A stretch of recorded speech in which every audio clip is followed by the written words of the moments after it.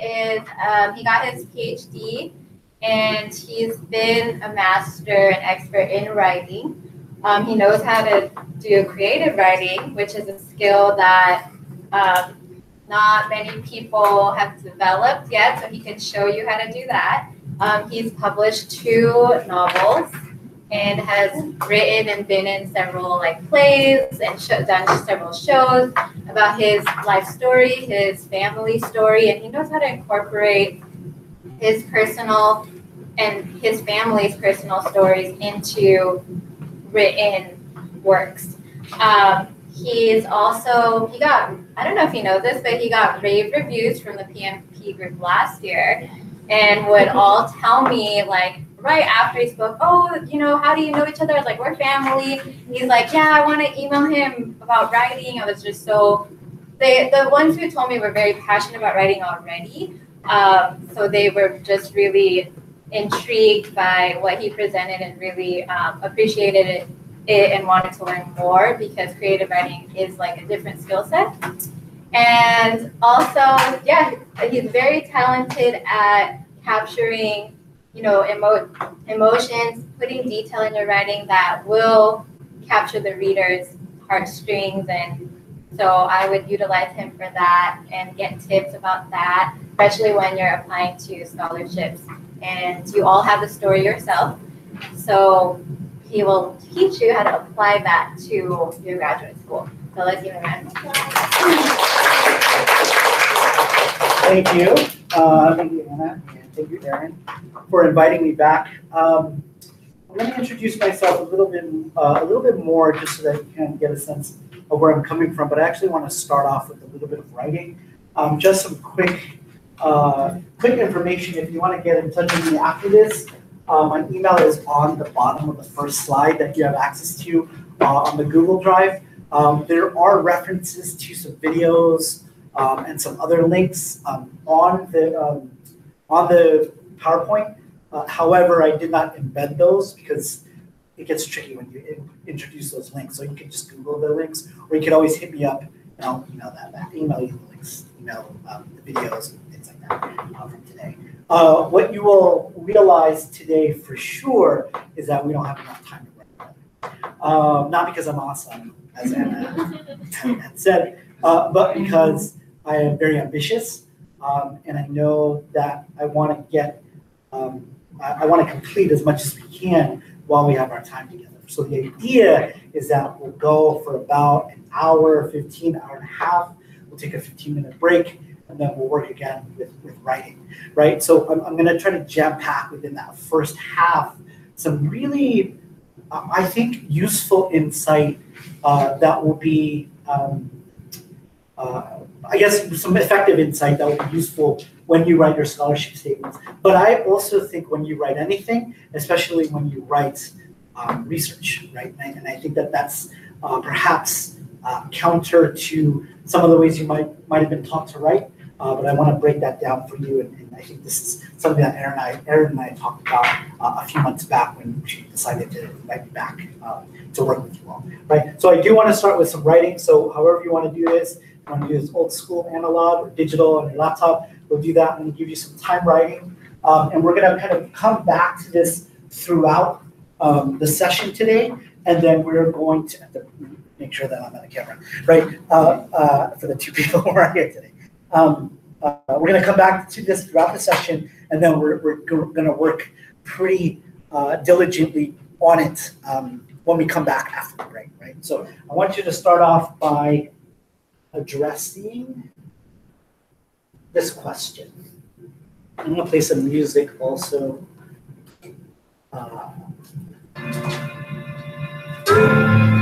So that we can dance. Okay, it's too loud.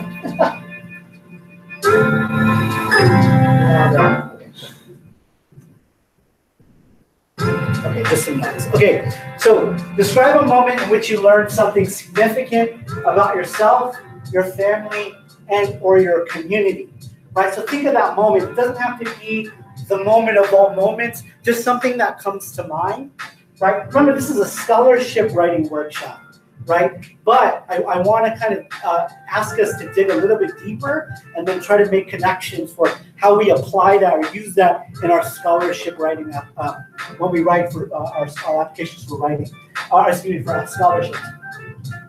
So a moment in which you learn something significant, and that could be anything, right?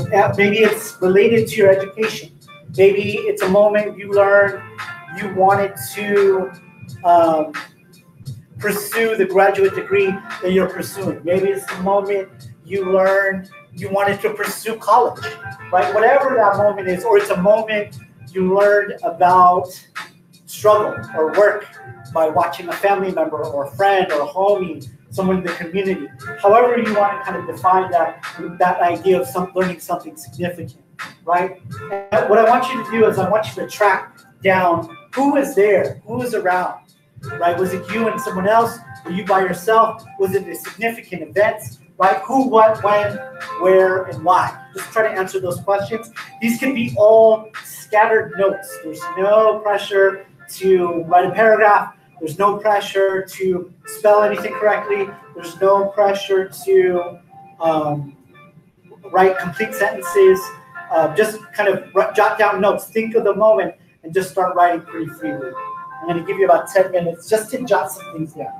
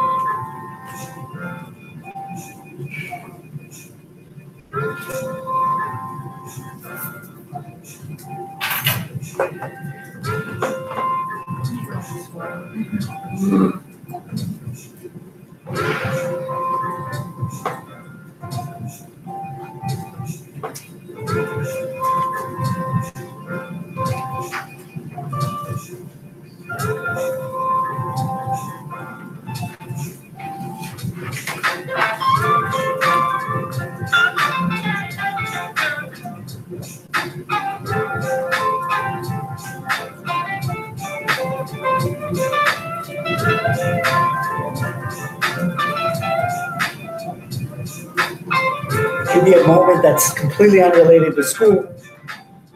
It's totally fine.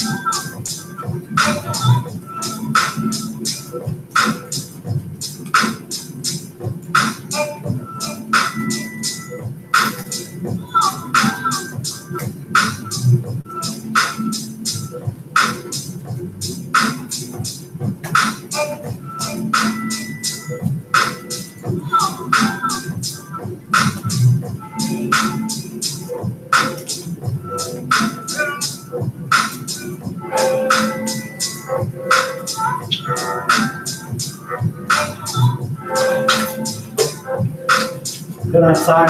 We got 5 more minutes. Just keep writing, jotting things down. If you need to sit a little bit and think about it a little bit more, do that. Perhaps if you feel that you have exhausted all of the description of this moment, you can write about why it's important to you or why you thought about it. Just reflect on that.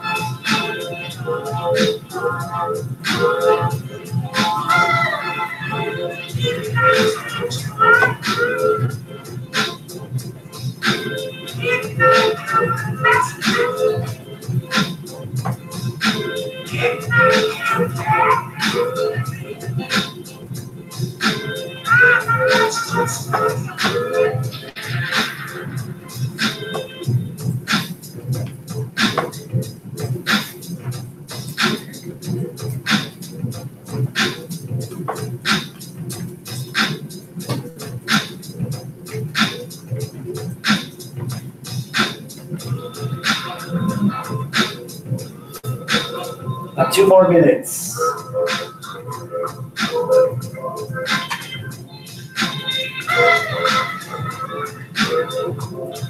There's no end to this writing exercise. It's just kind of bookmarking whatever you have. And we're going to hopefully think about what we wrote down in a few different ways as we move through today's workshop.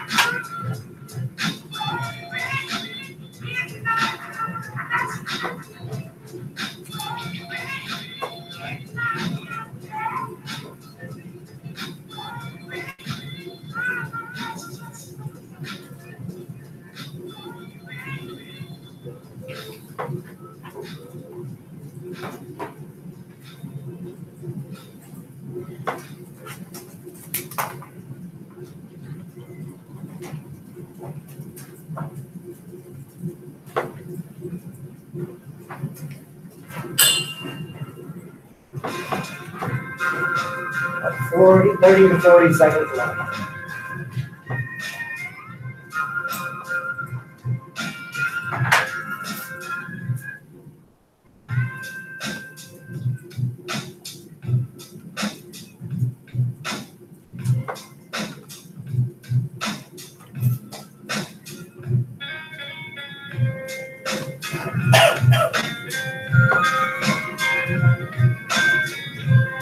So to wrap up that last detail, that last fragment of a thought we have.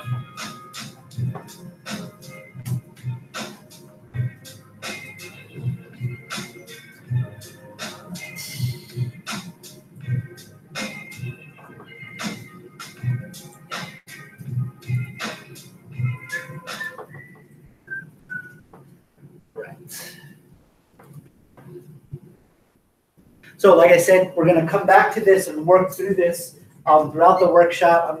Well, we won't guarantee that everything that you wrote down is useful. Hopefully, with this writing exercise, you'll start to skim the surface on how to approach connecting kind of what you're doing with what you hope to be doing with your graduate career and your own personal experiences, right? This is ultimately the thing that we're after, right? So, as you know, the title of the workshop,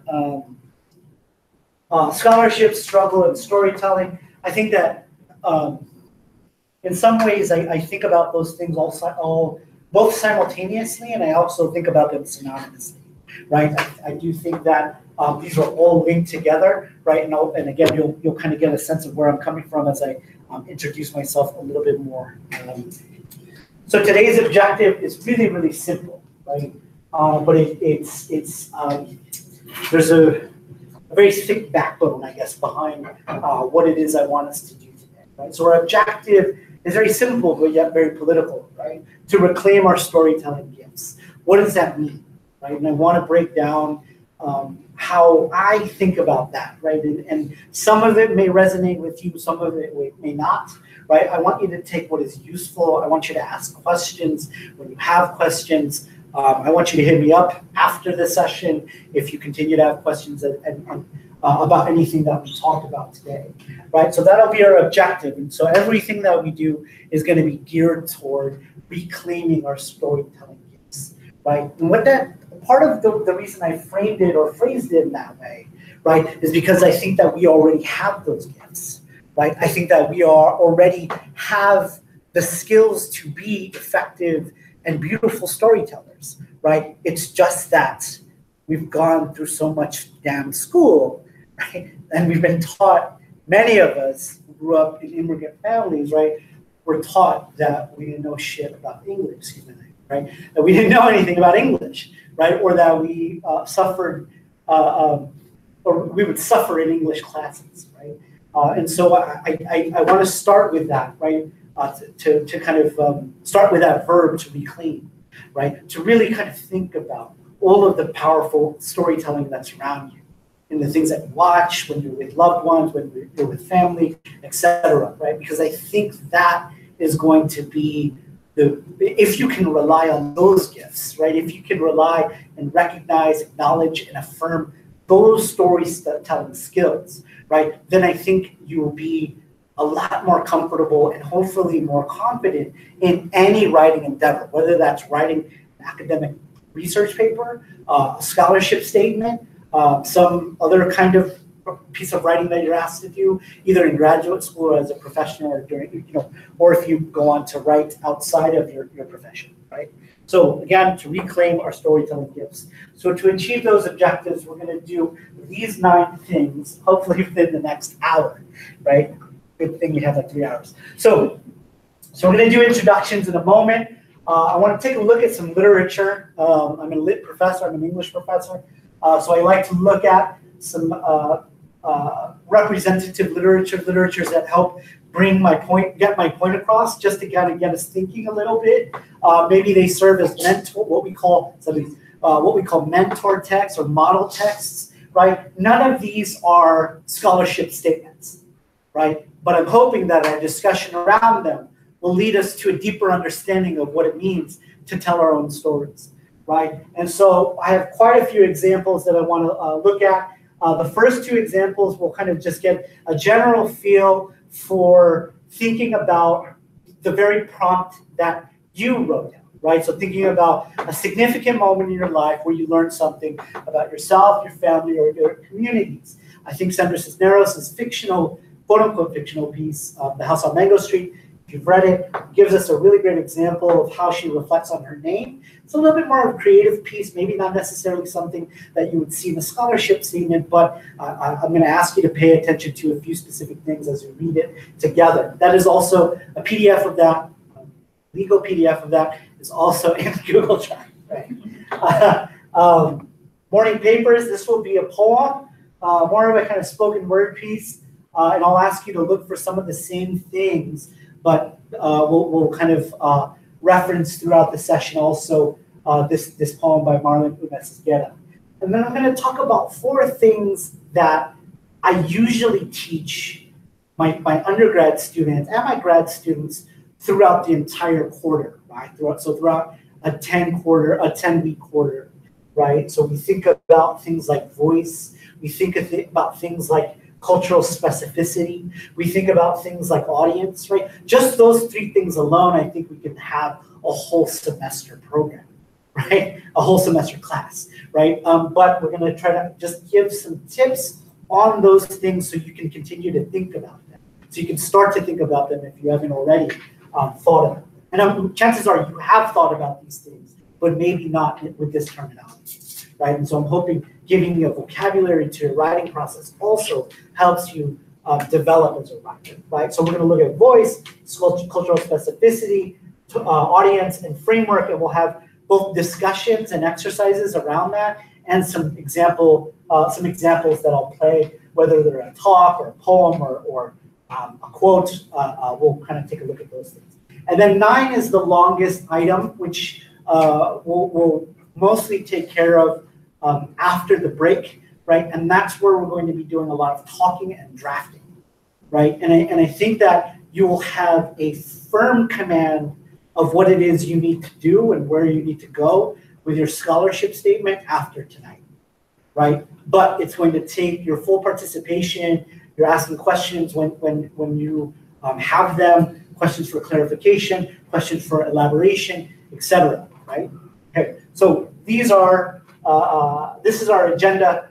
The objective to reclaim our storytelling gifts, and then we'll go from there. Right? So let's start with introductions. So as I said, I'll introduce myself a little bit more formally, but I actually want to get everyone's name, as I know you are all used to after this month of being together.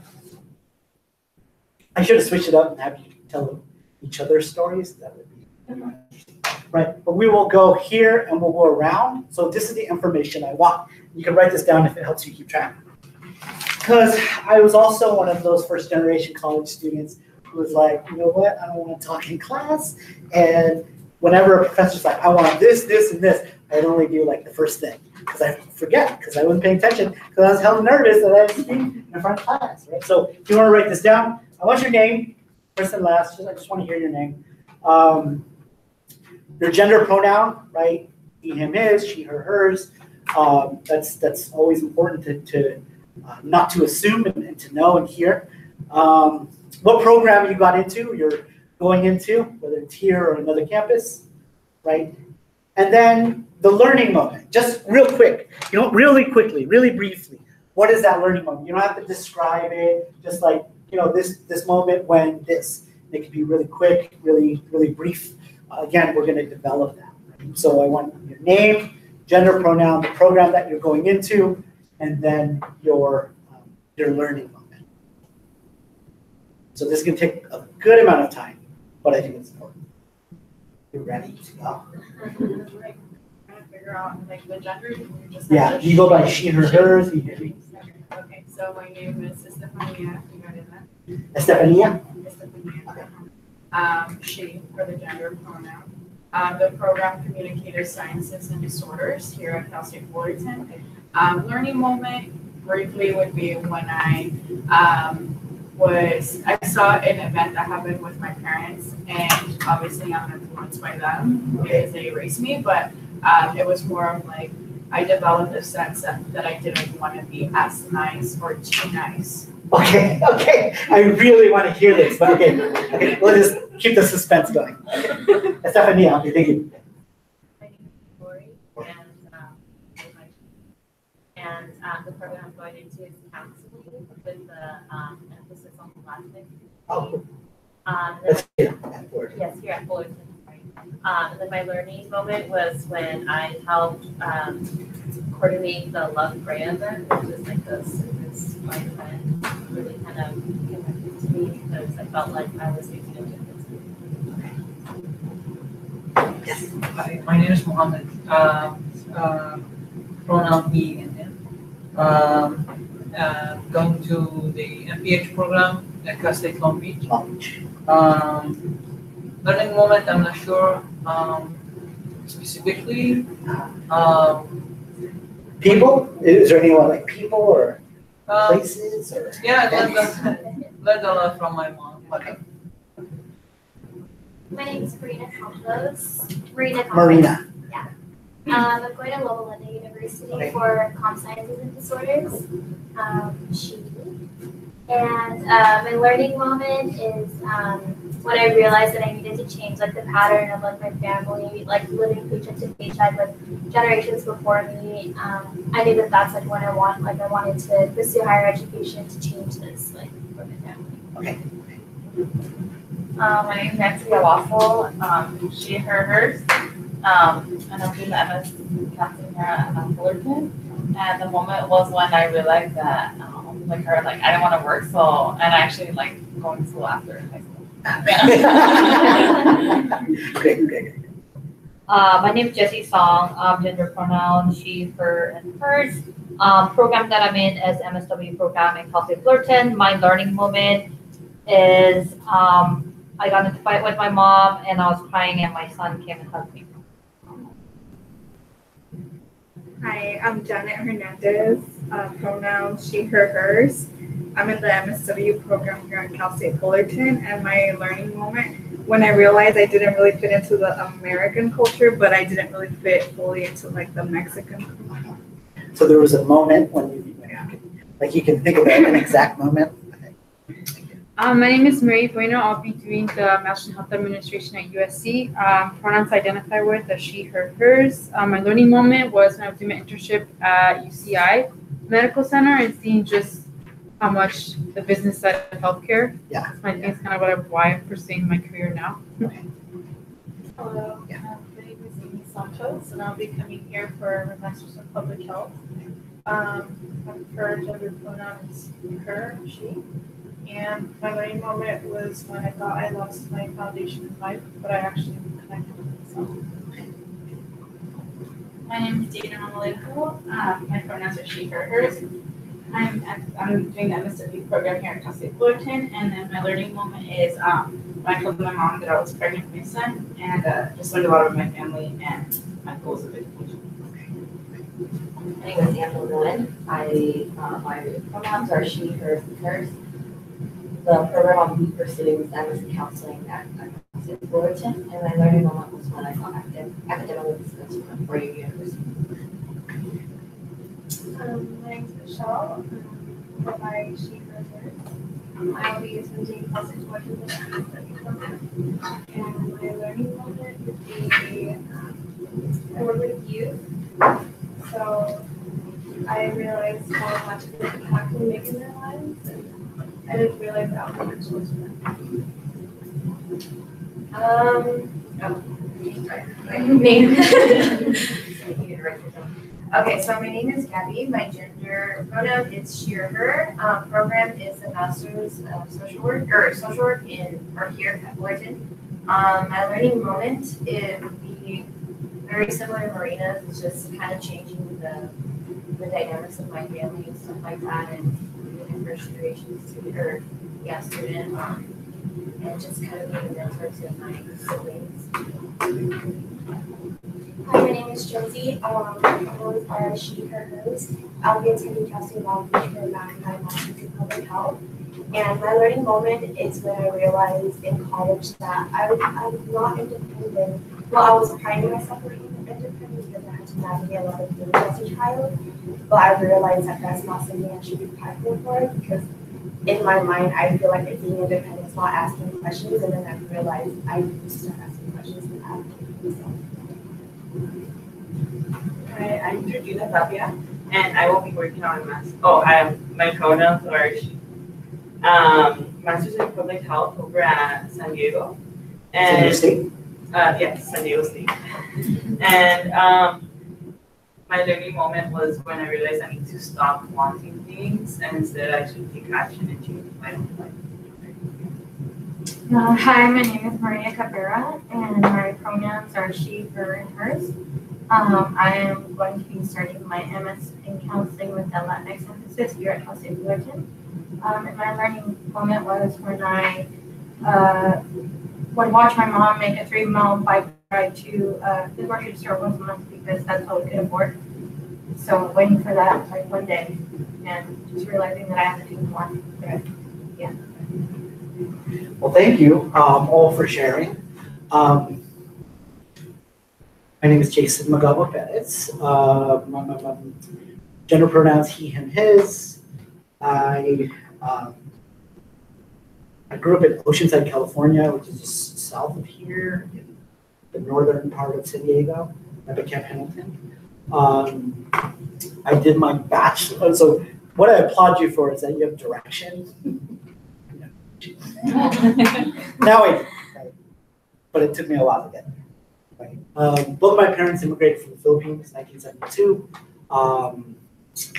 I'm the first in my family to get a bachelor's, so first generation college student. I had to navigate, just like all of you, like financial aid. I got almost kicked out because I didn't know what the hell financial aid was. Didn't file my FAT. I didn't know any of that. We got ripped off by like like my mom and I went to a scholarship workshop to like apply for funding right before I started my first year at UCSD. We paid like $800 so that they could, and it turned out to be a fraudulent company.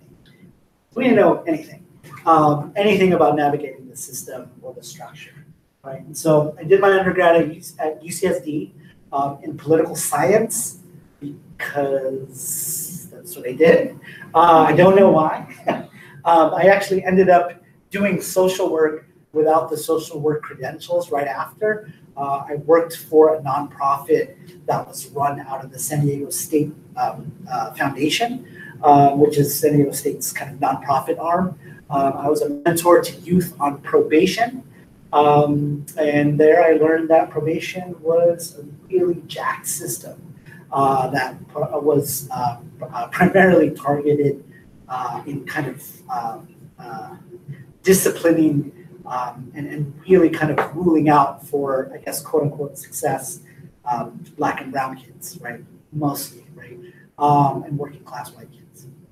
And so a year after that, I decided to follow a little bit of a passion. One of my dear friends, it would have been my dear friend Joy De La Cruz. She passed away 15 years ago, would have been her 40th birthday, actually just 2 days ago, on Monday. When she passed away, a bunch of us, a bunch of the homies and folks in the community really kind of took her death really hard, but also found it as a kind of inspiration to kind of do as she did, right? She lived very freely. She was in undergrad for like 8 years, never graduated. What was like the smartest person I knew, right? But didn't give a fuck. Like I was in an ethnic studies class with her, and she said, "Can you wake me up 10 minutes before the final ends?" And she went to sleep. She didn't care, but she knew everything about the class, right? Which I don't know. I'm not advocating that, but there's something there about the way she lived her life, the way she understood structures, right? In any case, so we were inspired, and so what I ended up doing is I quit that job, mentoring the youth, not because obviously I wanted to work with youth, but I felt that it wasn't a system or a structured design where I felt I could contribute, right? I felt like I was overworked, I was underqualified, I didn't know what I was doing. The most I could do is just show up for these kids, right? And so I ended up getting my MFA, which is Master's in Fine Arts and Creative Writing, at a small liberal arts college in San Francisco called the New College of California. It is also a school that no longer exists, but my degree counts. So I got my MFA. I came back to San Diego, and I taught for about 4 years, part-time at a bunch of different schools, community colleges, the Art Institute, the Catholic school down there, University of San Diego, UCSD also, a few of the different community colleges, like Miracosta, Miramar College. I taught writing composition, right? This is my quote-unquote expertise. I was a writer. And then I realized that I wanted to continue to go back to school, right? So about 4 years after teaching, part-time at several places, basically full-time adjuncting, which is the way the university makes its money, right? Profits, right? Is exploiting labor, right? So after 4 years, I ended up going back to UCSD, and I got a dual PhD in ethnic studies and communication. And that all came from a commitment to activism, social justice, right? And not only within the academy, but certainly kind of thinking about scholarship and education for my particular community, right? Which is what I think about, which is what I devote my life to, right? Both my writing life, my teaching life, research, all that stuff it's for my family and for my. And so I finished my PhD only recently in 2016, and right now I'm an assistant professor of English at Cal State San Bernardino. I primarily teach creative writing. I teach literature. I teach Asian American literature, other kinds of things. I mean, I have my degree. I have 5 degrees. I have 4 graduate degrees. Stupid. It's a bad idea. I have a lot of loans. But I love what I do. Right? So I've kind of found where I need to be. Right? And I give that to you, and I say that to you because I think that us learning about ourselves, making decisions, coming to those learning moments, learning how to articulate ourselves to different people or to ourselves, right? Thinking of our moments, right? It takes time, right? And we really, and I don't think that I necessarily have figured it out fully, right? But it takes time, right? And so our writing develops, our thinking develops, our skills develop, right? We choose different kind of life paths. We get invested in certain communities, right? And I think that's all related to how, this whole objective that I want to continue to break down today, right? To reclaim our storytelling gifts, right? I say and I emphasize that I was a first-generation college student. I want to also doubly, triply, quadruply emphasize that I was the shittiest English student ever. And now I'm an English professor, right? So don't worry, you can trust me. I know what I'm doing, right? But it wasn't until I found a moment in graduate school where I could validate and affirm the very gifts that I'm asking you to think about in yourself, right? That I took control of the languages around me. That I was no longer afraid of reading academic jargon. Not that I fully understand it even now, right? But I knew that the moment I could kind of gather some confidence, and the moment I could reclaim what I think or what I want you to think about is your voice, right? As my voice as a scholar, my voice as an educator, my voice as a person, right? My voice as a Filipino, right? That once I could do that, right, then any writing endeavor, anything that I wrote, I could do with more confidence, right? And I don't want to kind of tell you that, you know, I've mastered the practice of writing. Like I'll write some things. Sometimes I'll write things. I'll spend a whole day writing in the library for like 8 hours, and then I'll go home and I'll wake up and be like, oh, this is a piece of garbage, and then I hate myself, and then I do it all over again, and then I love myself, and then I hate myself, and it's this really difficult process. And I know some of you are laughing because that's how you feel, right? And I think that there is a better way. And I want to share with you some insights that I've gathered as both a practitioner, as a teacher. I've been working with students for over college students as a professor for over 10 years, right? I've been working with youth in community centers and public libraries and things like that for over 15 years, right? And so I've gathered some things from students. I've gathered some things as I stumbled along the way to become a quote unquote professional writer, a published writer, right? So I gathered a few things, and I think that these things are going to be very valuable for you in your process. I'm convinced of that, right? And it might not all click and come together tonight, right? But I'm hoping that it at some point you'll kind of you'll hit the rhythm, and you'll be able to kind of think about some of the things that I invited you to start thinking about today, right? So I'm going to make that connection between the learning moments and kind of where I'm at a little bit later as a kind of model for a research statement, but I'll do that a little bit later. So some of those details I will again revisit, right? So what I want to do next is I want to move into kind of taking a look at some different pieces of literature. And one of the pieces is Sandra Cisneros' House on Language. So if you're on the Google Drive, if you can pull that up.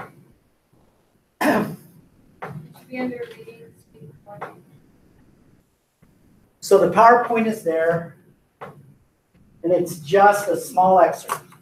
Has anyone read this book before? Someone describe a little bit about what this book. So this is a small excerpt or chapter, or what we call a vignette from a little bit longer novel by the Chicana writer by the name of Sandra Cisneros, who is, I believe, originally from Chicago. Anyone summarize what the book is about?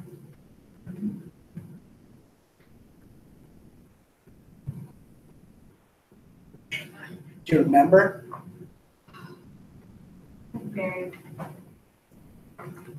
Not really. That's okay. So it's a coming of age story, meaning we get to see this young Chicana named Esperanza. We get to see her grow up. She writes all these little things as her family moves from different places, from house to house or apartment to apartment. And she comes of age. She learns things. The learning moments that you wrote down, she goes through multiple, right? But we get a very young narrator here. The reason I want to kind of take a look at this piece is I want to start us off with kind of sharpening our sensibilities a little bit, right? What are the things that stick out to you that you feel are specific to the narrator, right? What are those things that are personal to the narrator? What are some of those images or those descriptions that really pop, right? Or really jump out to you, right? And I just want to, again, sharpen our sensibilities. It's just a quick little exercise, and then we'll move forward. So can I get a volunteer? I think I'm just going to have one person read it, right? If I could get a volunteer, if you're comfortable with reading aloud, again, I was one of those students, hell no, I would never do this, right? But if you are one of those students that is always raising your hand, I was annoyed with, I'm just kidding. If you're one of those students, if you're comfortable reading, if if you could read through it. And then again, the rest of us, I want us to pay attention again to those things you feel are quite personal to the narrator, right? But also those images that really stick with you, the things that are, oh, that's interesting. That's an interesting way to put it, right? So this is Esperanza, the main character of the novel, The House on Mango Street. And in this piece, she's simply reflecting on her name. Oh, I have two. Do you want to go? Okay, she's going to give it to you. Sorry. What was your name again? Amy. Amy, you're going to read it? Yeah. Can you project a little bit? There's a little bit of a hum. Okay. My name. In English, my name means hope. In Spanish, it means too many letters. It means sadness. It means waiting. It is like the number 9, a muddy color. It is the Mexican record my father plays on Sunday mornings when he is shaving. Songs like sobbing. It was my great-grandmother's name, and now it's mine. She was a horsewoman too, born like me in the Chinese year of the horse, which is supposed to be bad luck if you're born female. But I think this is a Chinese lie, because the Chinese, like the Mexicans, don't like their women strong. My great-grandmother would have liked to have known her, I would have liked to have known her, a wild horse of a woman, so wild she wouldn't marry, until my great-grandpa threw a sack over her head and carried her off. Just like that, as if she were a fancy chandelier. That's the way he did it. And the story goes on, she never forgave him. She looked out the window her whole life, the way so many women sit their sadness on an elbow. I wonder if she made the best with what she got, or was she sorry because she couldn't be all the things she wanted to be. Esperanza. I have inherited her name, but I don't want to inherit her place by the window. At school, they say my name funny, as if the syllables were made out of tin and hurt the roof of your mouth. But in Spanish, my name is made out of a softer something, like silver. Not quite as thick as sister's name, Magdalena, which is uglier than mine. Magdalena, who at least can come home and become Nenny. But I'm always Esperanza. I would like to baptize myself under a new name, a name more like the real me, the one nobody sees. Esperanza as Lisandra or Maritza or Cesar the ex. Yes, something like Cesar the ex will do. Okay, so this is a younger narrator, right? But she's reflecting on her name. But I think she's reflecting on her inheritance, right? What she's inheriting, what she's inheriting, what she doesn't want to inherit, who she wants to be, and it's all simple, right? There's no like, it's told in such a young and innocent voice, right? That there's no, we don't necessarily feel a need, right, for her to kind of explain more, right? There's something very genuine about it, right? At least that's my sense. Right? What are some of the things that are particular or specific that you attach to the narrative? What do you think is, right? Again, this is a fictional narrator, right? This isn't an autobiography, but I think it's in the first person, so it's helpful for us to kind of use as a model to talk about. So again, what are some of the details that either stuck out to you or that seemed very personal to you, personal to the narrator? Yes, your name again? Sorry. Mary. Mary. Yeah, when she talks about her grandma sitting at the window, she doesn't want to be another one of those women, like inherit that part of that, her grandma. Right. Do you feel, where is that? I've inherited her name, her grandmother's name, Esperanza, right? This is where she's inherited. The first full paragraph at the bottom. But I don't want to inherit her place by the way. What does that mean to you? Or why did that one stick out to you? Like she admires her grandma, but she doesn't admire this like lack of feminism, I guess, that she didn't stand up for herself and become something more than just a woman by the window, which she doesn't want to be. But she still would like to have met her because she was a powerful woman. But that's that part. Do folks agree with that interpretation or reading? And she didn't have to say all of that, right? She didn't have to say that. I respect my grandmother, and I would have loved to meet her, but I don't want to be like her in some ways, right? She didn't have to explain any of that, right? And I think that's a mark of writing skill. I think that's a mark of being able to choose the right words to say what you need to say. Just say that. other things that popped out, other things that stuck or were very personal, things that got you thinking, things that you could that resonated. Yes. Part about the Chinese, like the Mexicans, don't like their women strong. Right. What was your name again? I'm sorry. Maria. Maria, what was that part for you? This is right here. So, like in my family, especially my dad's side, is very traditional, and like I knew from a very young age that I wanted to get my education and that I wanted to go to school, and I just remember my aunts just like scolding me because they didn't think that I was choosing the right thing, and that I should just settle because I was a woman and I was expected to like get married and have kids.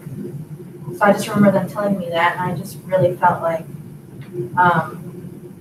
all they wanted me for was just to sit there and do nothing. And so it just really resonated with me because that just made me more passionate about like being an advocate for myself and getting out of that mold. Right. So. Right. This young narrator, right, as we're kind of pointing out, has an incredibly tragic feminist critique, right, of her family, right? It's not that she doesn't love these people or I mean, there's a lot of feeling in this piece, right? It is the Mexican records my father plays on Sunday mornings when he's shaving, songs like Zombie, right? And so there's definitely a respect and a dignity and intimacy with the people that she's talking about, right? Her grandmother Esperanza, even her sister, who she caps on a little bit, Magdalena, right? But she has this critique of the role of women in the world that she knows, right? But she doesn't necessarily say that out explicitly the whole time, right? And I think this is interesting, right? I think she's able to pull off a very simple story with a lot of kind of heavy. Any other details that stuck out to you or captured your attention?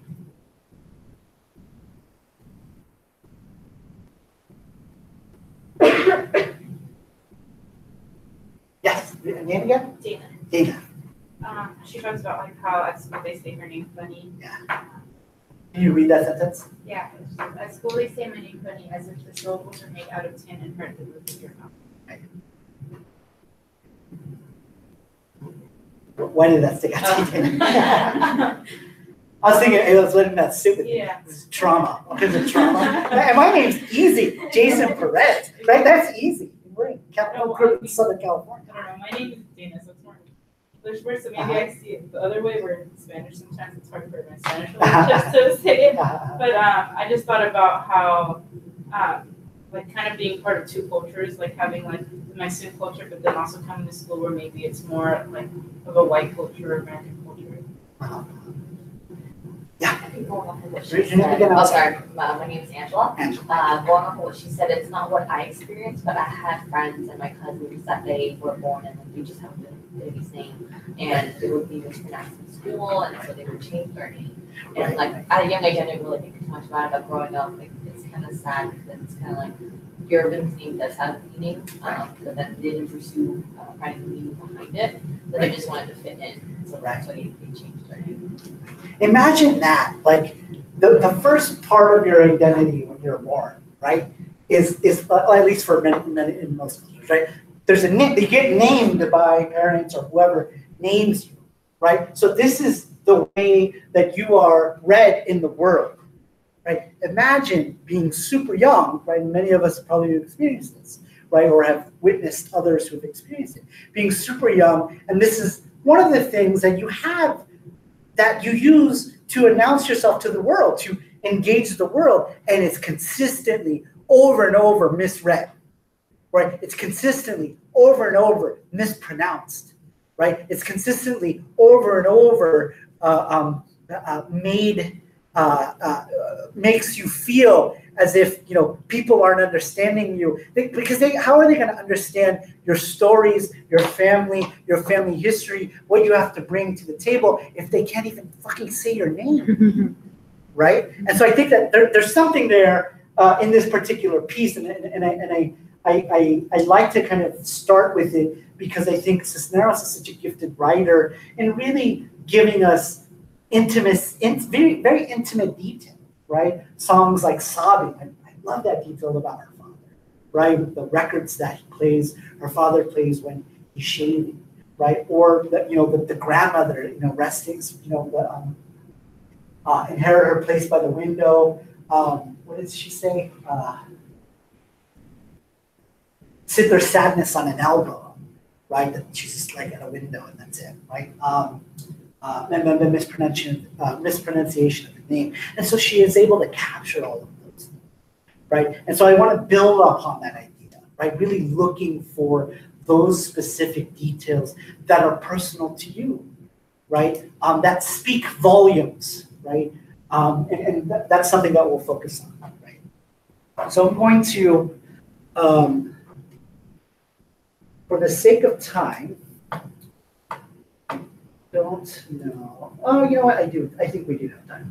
Okay, so I'm going to play another piece by Marlon Esquera. This is going to be a poem that you'll listen to, right? So engage different modes of engaging the story. Right? So Marlon Esquera writes this poem. He's a I believe he was born in the United States, born in Chicago, I want to say. If not, he at least grew up in Chicago. He's a Filipino, grew up with Filipino immigrant parents. I believe he was born in the Philippines and then came here. He's a Muslim, and again from the Midwest, right? And so he tells a story about his father in this particular case, right? But he uses his father doing the crossword puzzles in the morning papers as kind of a framework or as kind of an image to start with. And we come back to this image over and over, right? So I want you to think about, again, what are some of the images that you hear or some of the things that capture your attention, right? That just resonate with you, right? Maybe you connect to it, or maybe you feel like it's a very important part of the piece, right? And so I'm going to play it. You can find the text of this somewhere if you look at it online. I want to listen to Marlon perform it or read it. So jot down images if they come to mind. And again, you can find these very easily online if you type them in. This is Morning Papers by Marlon Esquera. That is the album cover of the spoken word album from which this comes. Slip skins on the thought of what is to be. Pressing prayer and whisper, a litany, and I wish for. Let me start over.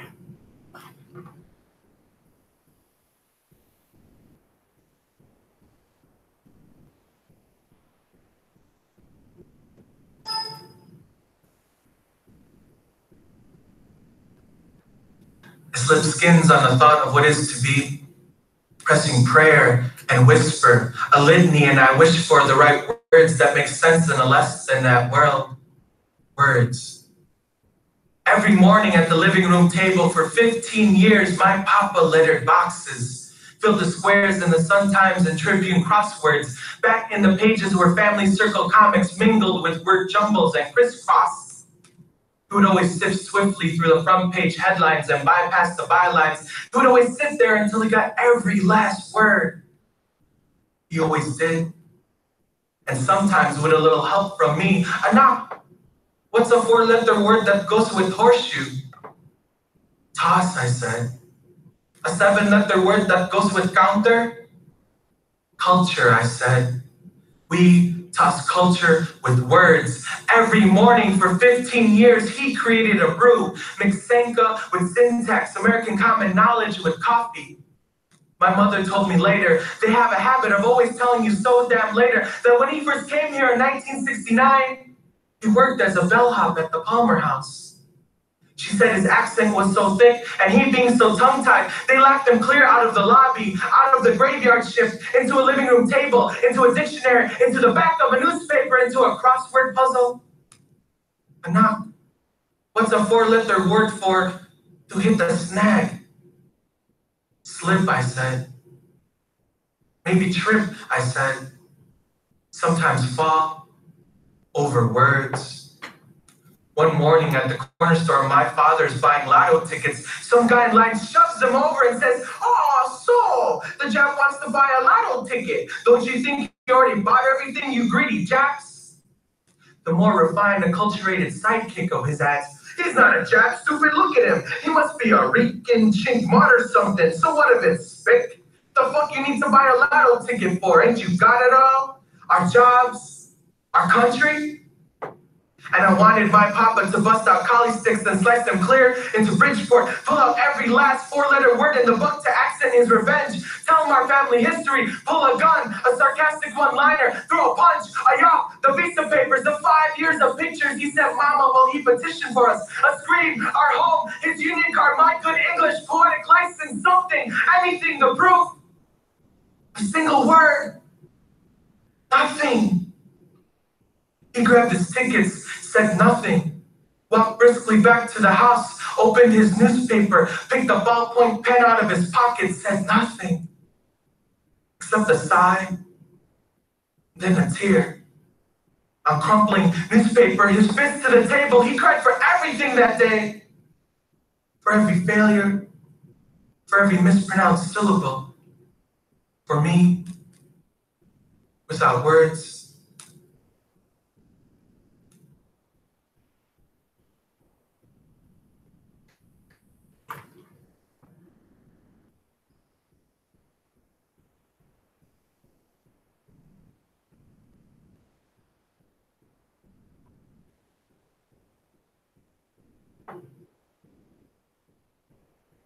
Okay, go. Reactions, images, descriptions, any aspects.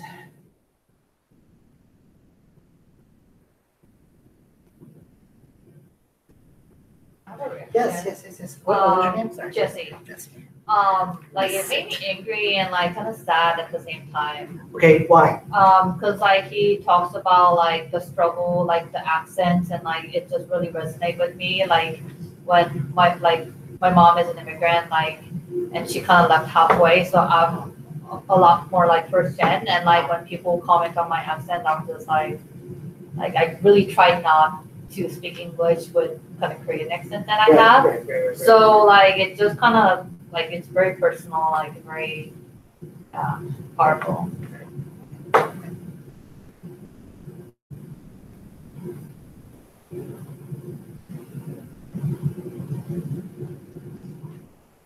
Yes. My name is Mohammed. So when I first came here, I didn't know any English. I came here 9 years ago. I knew only the basic language, basically like door, saying hi, that's it. I went through the education system here and it's pretty tough. Being as an English learner, they want to keep you there, they don't want to move you, even if you improve. They still, they still place you in or underestimate your skills in language. Yeah, so that's what. Which is interesting, right? I think and I experience this a lot with both my parents and family who are second language learners, but also my students who are second language learners.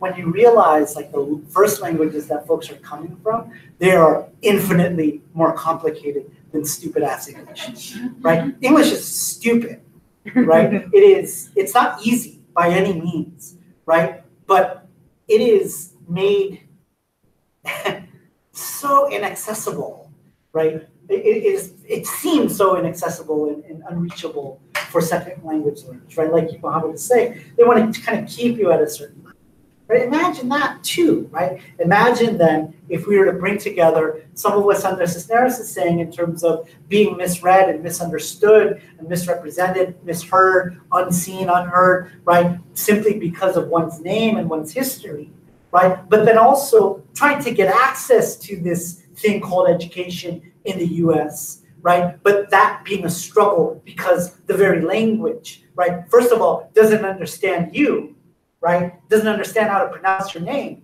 right? But also doesn't allow you to acquire it. Does that make sense, right? And so it's I think I tell my students this every single semester, right? That it's never that we've been failing English, right? It's always that English has been failing us, right? And that I 100% believe that, right? And so this is why I'm always emphasizing taking control of the languages around you, right? Really sharpening our listening skills, sharpening our reading skills, our sensibilities for storytelling, language, and communication. Because I think only then, right, will we learn reclaim the gifts that I'm talking about, right?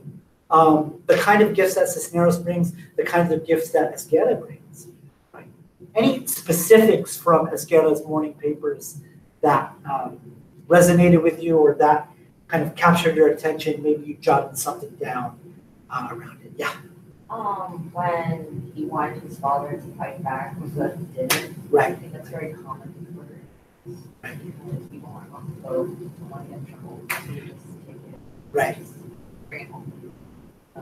Right. Just store it in and just take it out on each other. Yeah. This is what happens, right? But like it's just kind of internalized, or not doesn't want to act up and get murdered. This is, but I like this one, Dana, right? Angela, sorry, Dana's here. Okay, close.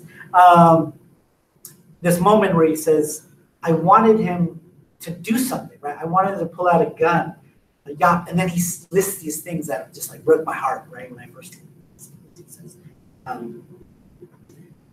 the 5 years of pictures that he sent to us while petitioning for us, right? Meaning that his pops was in the United States working, and the rest of the family was in the Philippines. He would just send pictures for 5 years because they were separated for 5 years.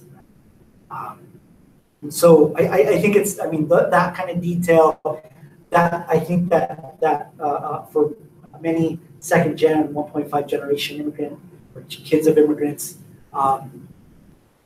seeing that experience in our parents is common.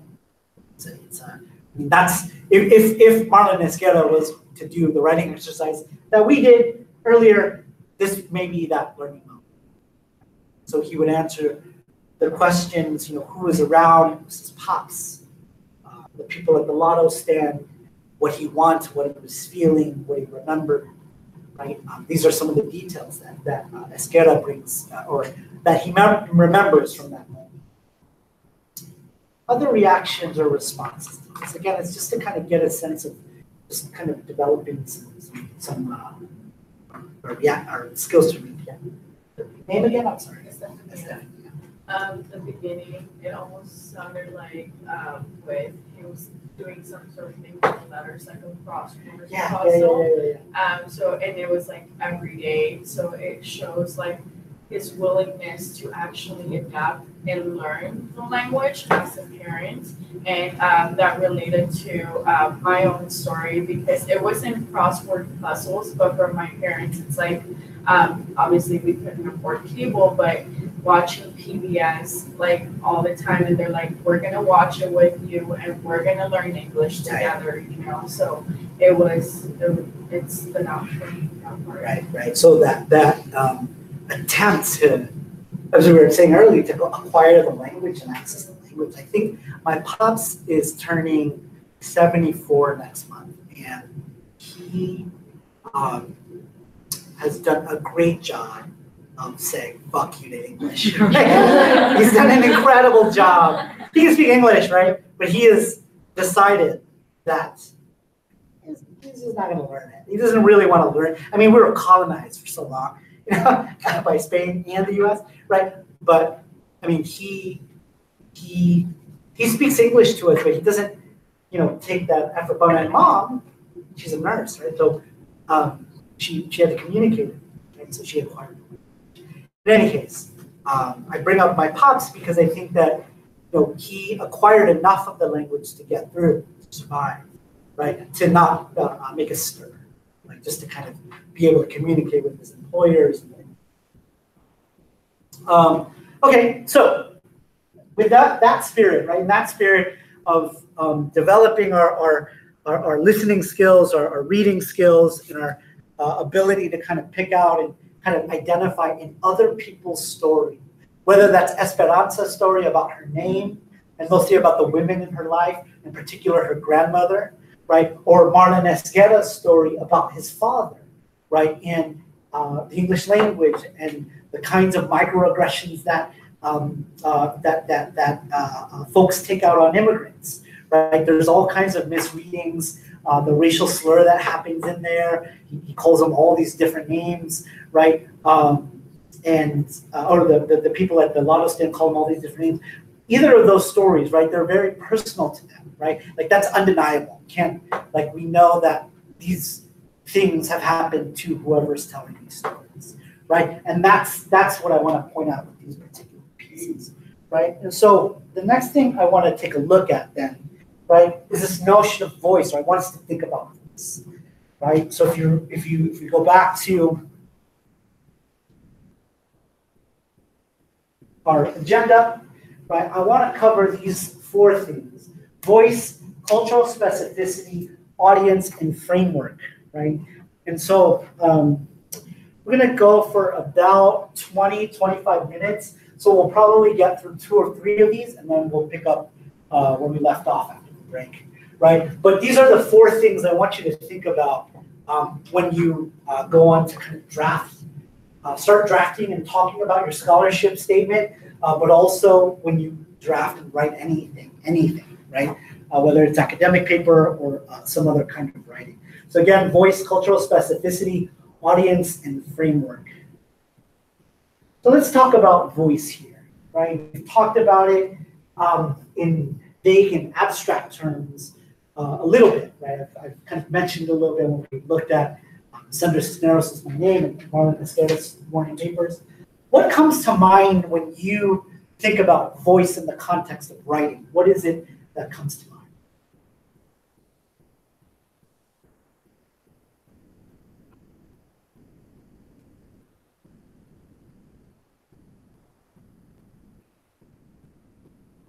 What is a writing voice, or what is voice within writing?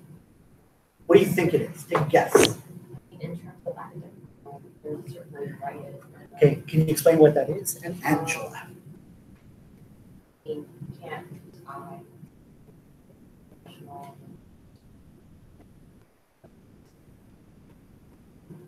Okay, so in some academic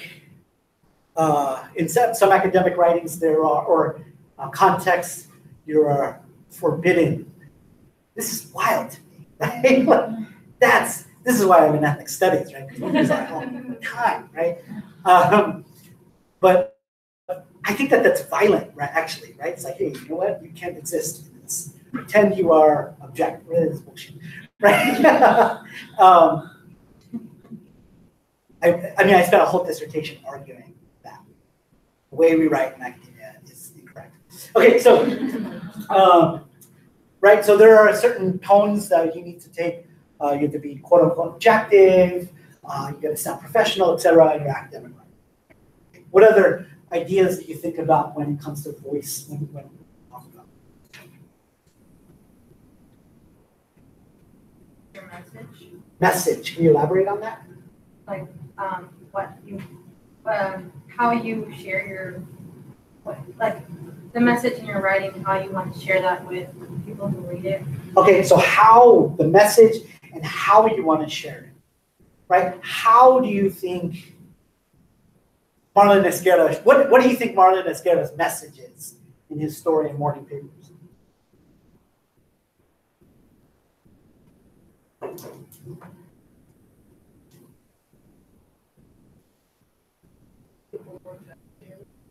Know your story, like you've gone through a lot. Okay, so how does he share that message? I had everything. It was like racist comments. Right. So it was more of like, it's people already make judgment of who you are, but they didn't know the other side of the story, which was the beginning of the poem. All he did Right. to everyone from the over. So he does all of that, right? Yeah. To kind of talk about this moment of racism, right? That and this kind of deep, it's a very complicated moment for the narrator, right? For the speaker, right? Because he's like, he wants his father to say something, but he also recognizes that he cannot. And at the end, he says, his fist to the table, he cried for everything that day, for every failure, for every mispronounced syllable, for me without words, right? And so Marlon Esquerra writes about those themes of discrimination, racism, microaggression, right? By talking about his father, right? Giving a very detailed story about an incident that happened to his father that he witnessed. I think that's like, Oh, I was gonna say the same thing, like the message, like how that person who wrote it or who's reading it, like how they presented is very, like, okay. Would you say that either Marlon and Esquerra, I mean, they're both different mediums. One's spoken word or performance poem, and the other is a piece of fiction, right? But what would you say about the tone of those pieces?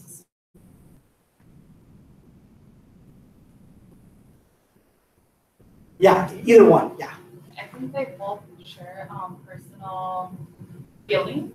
Okay. How hers is more like sad and stuff, so his is more like sad and angry. Okay. And they also give examples of like how that it was like all the sadness in their albums, or like they give personal examples. So there's personal example, and Sandra Cisneros, I heard some of you laughing. There's a little bit of humor in there, right? There's something very intimate about both of these pieces, right? What would you say about the vocabulary of these pieces? The kinds of words that they use. Formal, informal, is there slang? I mean, what do you notice?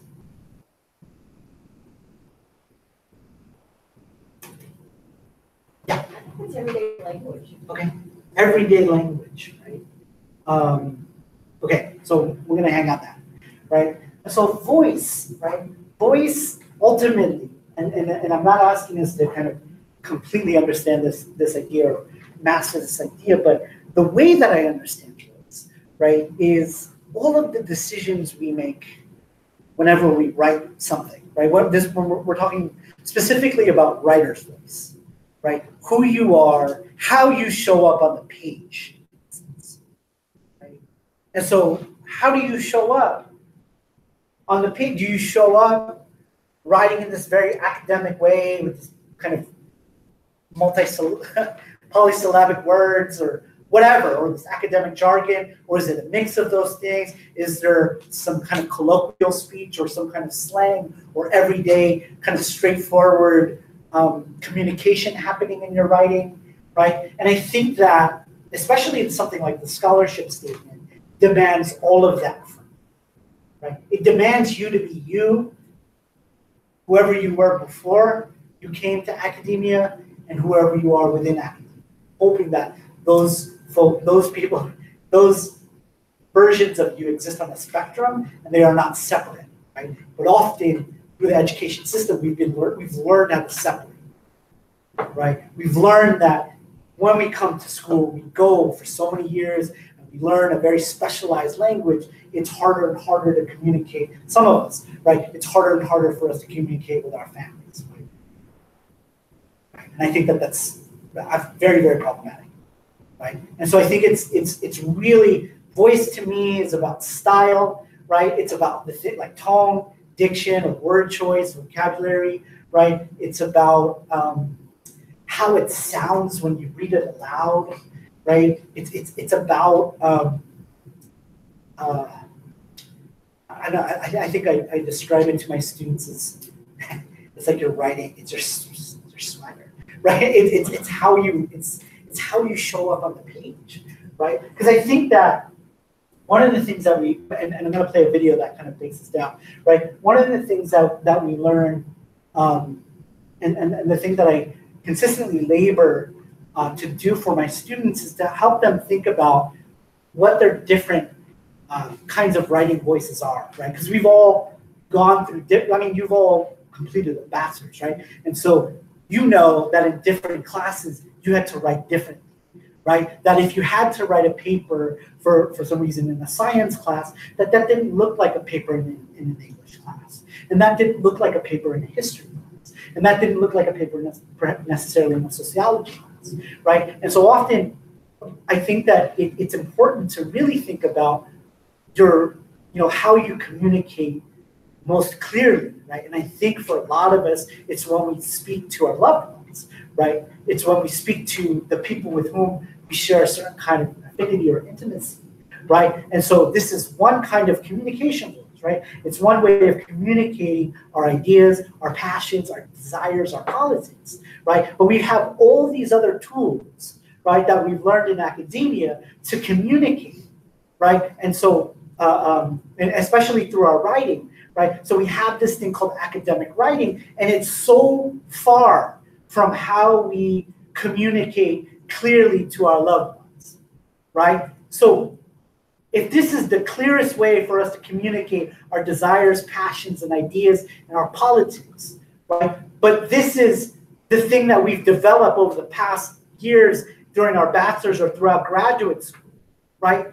This is not necessarily the most authentic way for us to communicate what it is we need to communicate, right? It's a set of tools that we've acquired, right? The closer we can bring those together, right, I think the more powerful our writing is, right? I think the closer we can bring together our natural and organic strengths and our essential, I guess, our storytelling gifts, right? The more we can bring those to the table and only take what's useful in terms of academic writing or whatever other kinds of writing that are more institutional and kind of learned, right? I think, or learned through the academia, right? I think if we can bring those together, you start to show up more in your writing, right? I think, I don't know, maybe I'll use this as an example, right? So let's say you were to write, let's say a history paper, right? A history paper, arguably the discipline often, right? We're asked, maybe a lot of professors tell us not to use I, to be objective, to back up our facts and kind of all these things, right? So if we are to do that, right, what sets apart that voice from another voice who's writing history, right?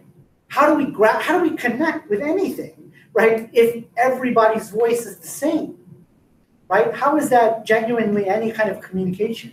I don't think it is. I think it's super problematic, right? And so I think that, again, bringing in our storytelling gifts and the different ways we can approach how to articulate ourselves, right, closer to these other skills, right, and bringing those together is part of the key, right? So I want to watch this video by this academic named Jamila Liescott, and it's a spoken word piece.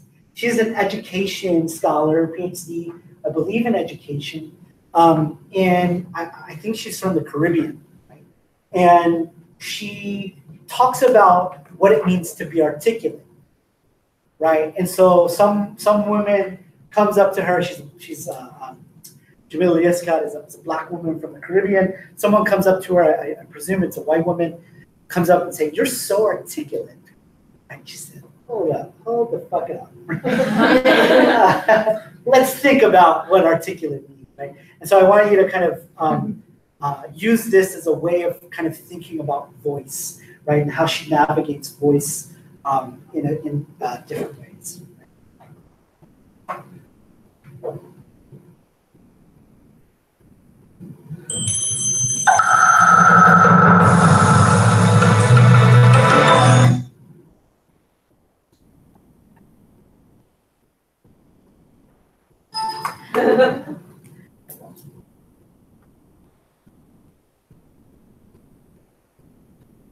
There you go.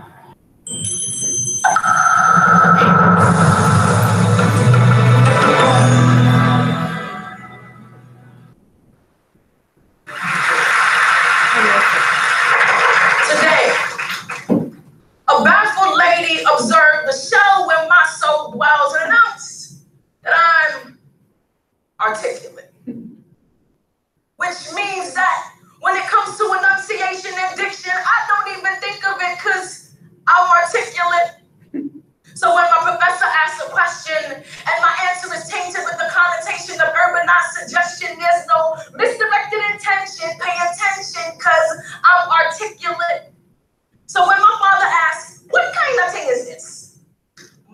articulate answer never goes amiss. I say, Father, this is the impending problem at hand, and when I'm on the block, I switch it up just because I can. So when my boy says, "What's good with you, son?" I say, I just fall out with them people that I done.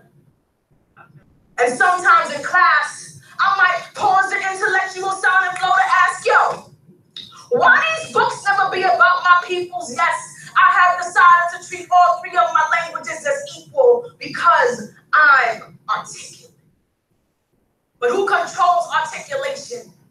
Because the English language is a multifaceted oration subject to indefinite transformation. Now you may think that it is ignorant to speak broken English, but I'm here to tell you that even articulate Americans sound foolish to the British. So when my professor comes on the block and says hello, I stop him and say, no, you're being inarticulate. The proper way is to say what's good.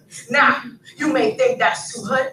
That's not cool. But I'm here to tell you that even our language has rules. So when mommy mocks me and says, y'all be mad going to the store, I say, mommy, no, that sentence is not following the law. Never does the word mad go before a present participle.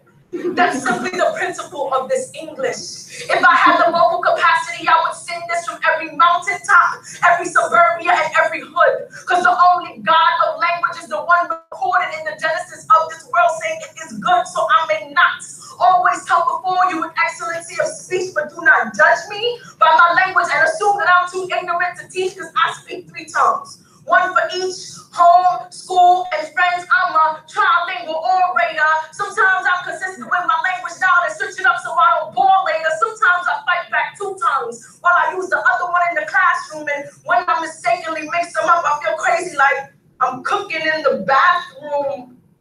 Let there be no confusion. Let there be no hesitation. This is not a promotion of ignorance. This is a linguistic celebration. That's why I put trilingual on my last job application. I can help to diversify your consumer market is all I wanted them to know. And when they call me for the interview, I'll be more than happy to show it. I can say what's good, what I want, and of course, hello. Because I'm articulate.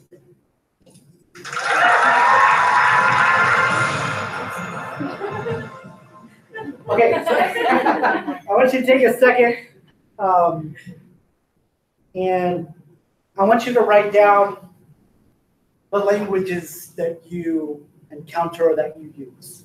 Whether that's written, spoken, just write them all down, right? It could be, you can think about language very specifically, right? So like my parents communicate in a Philippine language called Ilocano, but they also communicate in a Philippine language called Tagalog.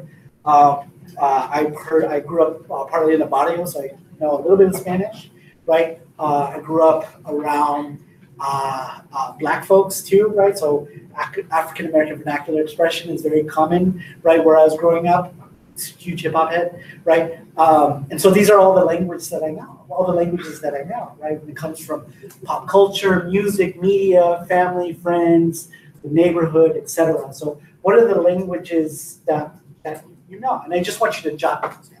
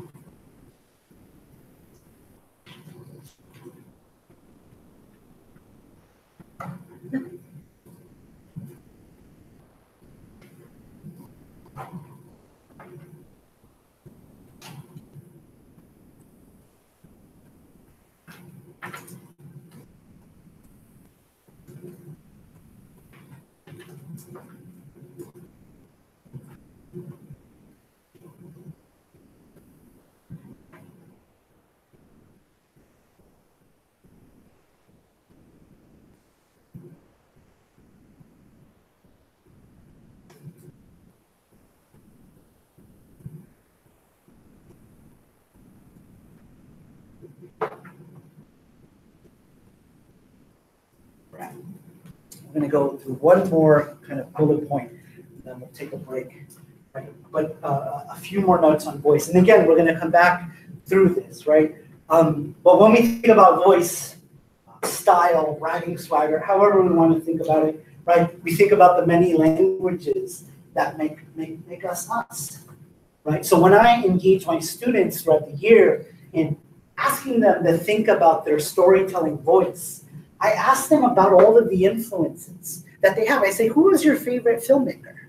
Who kind of music do you listen to, right? Who is your favorite storyteller in the family, right? Or in the neighborhood, right? That all of the ways that these people, artists or folks who aren't quote unquote artists, right? The way they tell stories, what they pick up on in the world, how they describe them, right? That those folks, right, all influence our sensibilities with language, right? That those are all resources for us to tap into, right? Because we share an intimacy with those people, right? And so for Jamila Liascott, right, it is her mother tongue, it is Pidgin, it is these other versions of English that she uses in the classroom, in the neighborhood, in the home, with her family, etc. Right? So I want us to think about voice in that way. And so the thing that I want you to think about then, right, is the moment that you described, right, the moment that the writing exercise that we did at the very opening of the session, right, what kind of voice would influence how you tell that story, right? How do you choose from the many resources that you have because of your family, your friends, your personal experiences, your learning, the things that you encounter in and out of school, etc. Right? How do you draw upon those storytelling resources to tell that particular story? Right? That story through which, because of which you learn something significant about you, your family, or your community, right? About yourself, your family. Right? The other point that I want to talk about before the break is this notion of cultural specificity. What do you think is meant by cultural specificity?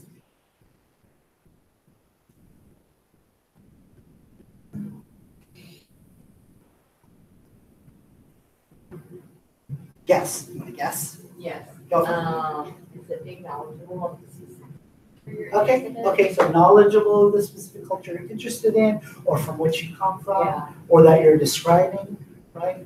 What are some things that are culturally specific in either Sandra Cisneros' My Name or Marlon Esquera's Morning Papers, or even Jamila Liascott's 3 Ways to Speak English? What are some things that are culturally specific? Yeah. So I think his name is Marlon. He said anak, which means son.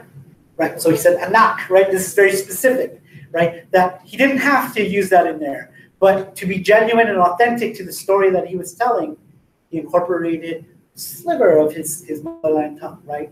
Just Tagalog word for son or daughter, and not child. Yeah. Also, he has said it's the way that his dad talks with English. To mimic that. Right, so he mimicked his accent, right? Not out of like a mockery or anything like that, but that out of just he probably sounds exactly like his dad. I sound like my mom sometimes. I can sound like her. I answer my mom's phone in her voice. My cousin's like, Auntie, can I talk to you? So culturally specific, right? Something really, really specific to Esperanza. For her were the records that were playing when father was shaving, were the ways that the kind of hurt she felt when she heard the teacher mispronouncing her name at roll call, right? Were the way that she saw the women in her family treated, right? That this was something specific to her experience, right? That it wasn't a generalization, it was something that she witnessed, right, firsthand. So I'm going to play a video by a Chicana author, another Chicana author, who writes a lot about East Los Angeles, or a little bit closer to home. Right? Her name is Elena Maria Villamontes, and she talks about the 5 senses and the importance of cultural specificity. Right? So she's giving a talk here, or she's in the video, she's giving a short talk at Cal State LA. just down the freeway, right? Not really, it's like super far. But she's giving a talk, and she's talking about an experience when she was writing stories in her MFA program, when she was developing as a writer at UCI, right? She talked about an experience when her professors didn't understand her work.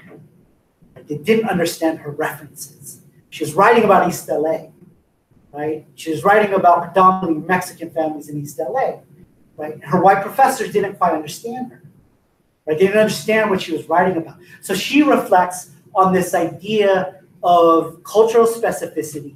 And I think that this is important. This is why I keep emphasizing in Marlon Esquerra's piece and Sandra Cisneros' piece, right? Those details that are really, really like significant, right? They really are specific, right? What are those specific details for you in that learning moment, right? That you shared, right? Or that you took notes on at the beginning of the session. So I'm going to play this, and then we'll talk about it a little bit, and then we'll take a break. So here, it starts in the middle of it. She's talking about a professor who's responding to her work.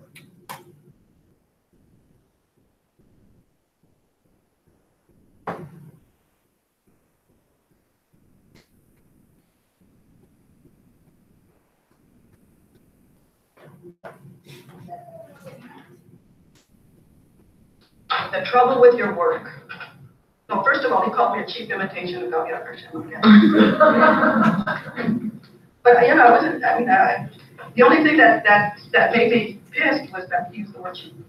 I mean, hey, okay. So if I'm a good imitation of Gabriel Garcia Marquez, gracias a Dios.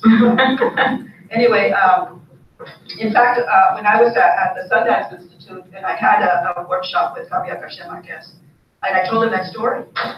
And he started laughing. He says, "Oh, I can hardly wait till the time when people say that I'm a cheap imitation of Elena Maria Miramontes." He's a very sweet man. Anyway, going back, he told me, you know, the trouble with your work, Elena, the trouble with your work is you're writing about Chicanos. You should be writing about people.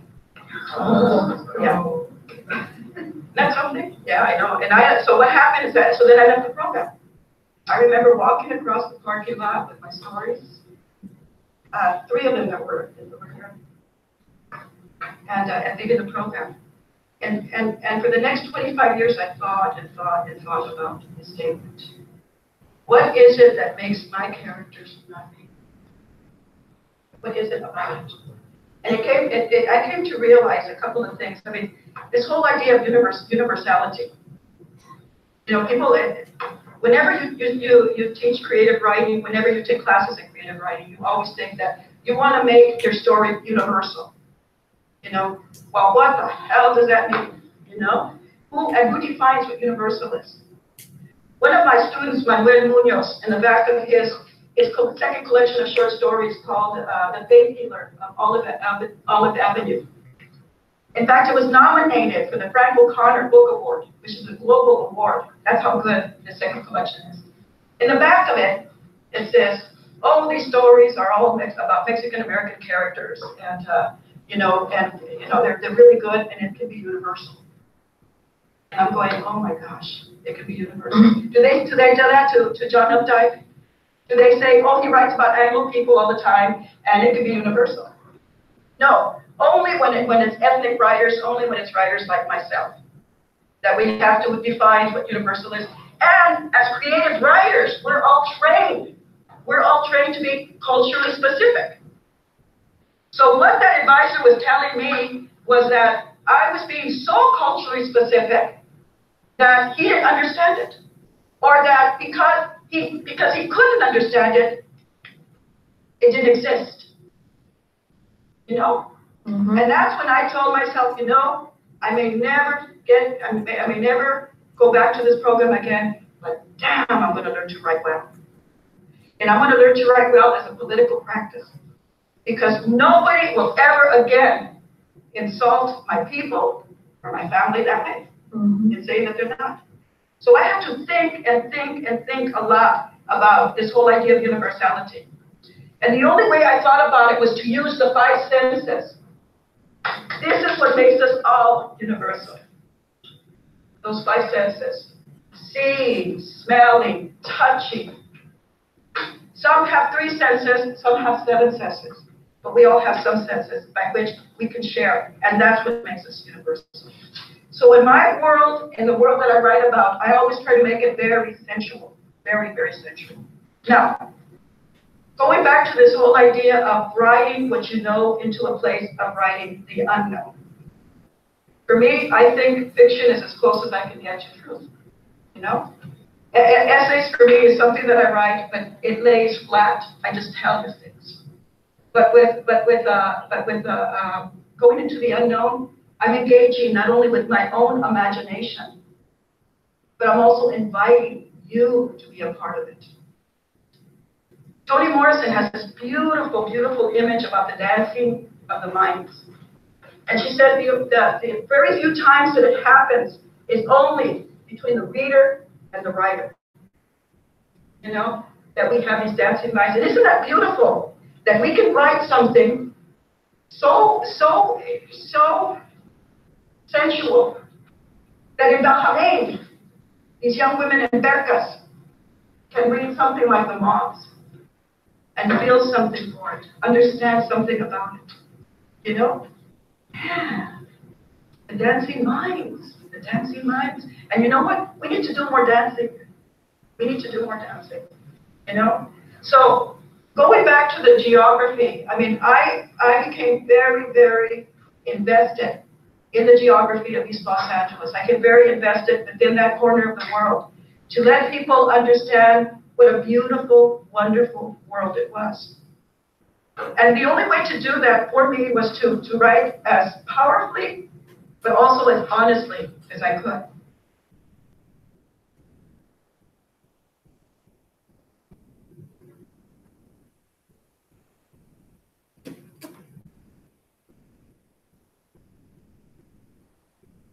Okay, so let's reflect on this for a minute or two.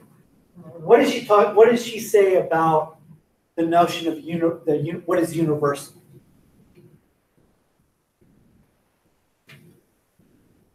That it's defined differently.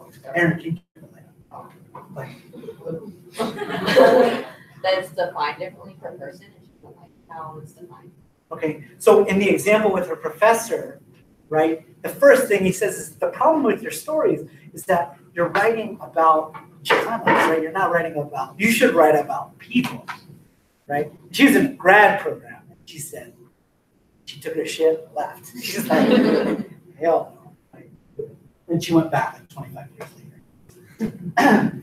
So it's different for everybody, but it has been the whole project of the. I'm not going to go too deeply into this, but the whole project of the humanities, right? This notion of the human, right, was based on a very specific understanding of what a human is, right? It was racialized in a certain way, gendered in a certain way, right? And typically anything outside of that, right? And we've seen this in history, in U.S. history in particular, right? The folks were dehumanized, right? I mean, we see that today, right? In the way that the current administration talks about certain people. Right? So what Elena Maria Villamontes says is that we're not striving to write the story that is going to reach everybody, right? I don't think that Villamontes or Marlene Esguerra or even Jamila Liescott or Sandra Cisneros sits down. They don't sit down and say, I'm going to write a story that everybody could relate to. Which I think one way to think about it, right, is to sit down, and perhaps they sit down, to be as culturally specific as possible, to pull out those details and share those details that almost, in some ways, no one else could really share because that's something that's very unique to your experience. Right? And then the goal is not for you to 100% understand that, but we get something out of Sandra Cisneros' piece. Even if we didn't experience what we experienced, or we have the relationship with our name that she has with her name, right? We connect with her because she's being sincere and genuine, and she's really trying to reflect, right? We could say the same thing with Marla and Esquerra, right? And so again, it's that's cultural specificity. The intention is not, let's be so general and so broad so that we connect with every single reader, so that we connect with everybody that reads our everybody on every single scholarship committee. I think that's impossible because these scholarship committees are made up of very different people. The best we can do, even with our research, I want to make sure that we're thinking about this also outside of the scholarship statement, right? Even when we write things for research or we write things in graduate school, right? The best we can do is be honest with ourselves, right? The best we can do is be very intentional with how we write, what we describe, what kind of cultural specificity is a part of our work, what voice we use in our writing, right? That's the best we can do. The audience, whoever the audience is going to be, is going to connect with it, whatever. You have no control over that, right? I think often some coaches who teach you regarding teach you about things like scholarship statements or academic writing, right? It's all like this game of like tricks to like these tips and hints to like capture your reader and kind of manipulate your reader's imagination so you can gain their sympathy. I think that's all bullshit, right? I think that's like writing isn't about tricks, right? Or it should not be. Good writing is, right? Writing is about being genuine, right? It's being sincere.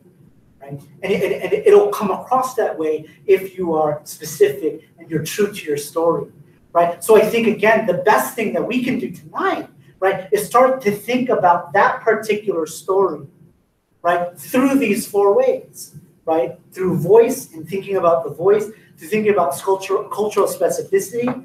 We're going to talk about audience and we're going to talk about framework, right? But if we can think about those things, then at the very least, not even at the very least, I think it's probably the more important thing, is that we can come out with a story that we're happy to share, right? With the scholarship committee, with another kind of application, a grant application, or even with each other, right? Or with other folks we love, right? That's what I think is the core of what I want us to kind of think about and move towards when we come back. So I'm going to take a break until 8. We'll come back at 8. We're going to talk about audience and framework, and then we'll get to some writing and developing our story.